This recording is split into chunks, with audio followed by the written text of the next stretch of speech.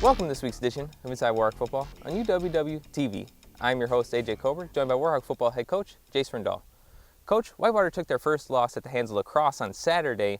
In that one, lacrosse ran a two-quarterback set throughout. How surprising was that to you, and how difficult was it to deal with? I don't know if it was overall extremely surprising. I mean, I think what happened for them was they realized number 2 was their best player on their team, and they wanted to simplify his world and give him the ball and get him touches because he's that good of a player. I think we had a plan that was fine for the 2 quarterback. We lost some discipline at times, which got exploited for a touchdown. So I didn't really change what we had to do. We just had to make sure we were a little bit more sound with our techniques and our eyes on the back end. In this one, Whitewater was down multiple times by 2 possessions, but managed to crawl back into the game each time. How are you guys able to be so resilient, and what positives can you take from this loss? Yeah, there's a lot of positives that come from it.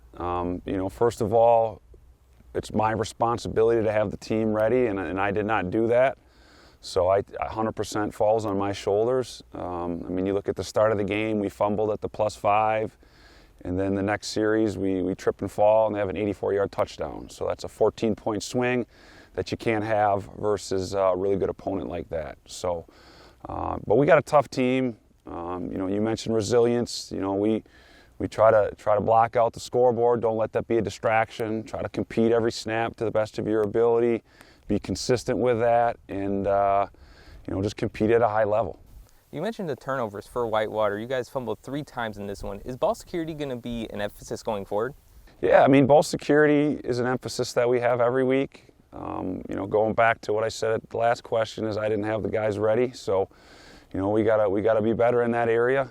Again, you're not beating a program and a team like that when you give them 3 extra possessions with those 3 fumbles. So that needs to get cleaned up immediately. Looking at your next opponent, UW River Falls, how do you plan on dealing with their tough defense and just overall their team, as they have allowed the least amount of points in the WEAC so far this year? Heck of a team.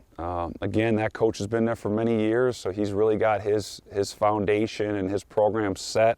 Their offensive coordinator's done a heck of a job. Their defensive coordinator's done a heck of a job. So just a huge challenge. I think, to answer your question, AJ, it really reflects on us, right? We need to execute. We need to make sure we're great at our fundamentals. We're paying attention to details and locked in and doing the little things right.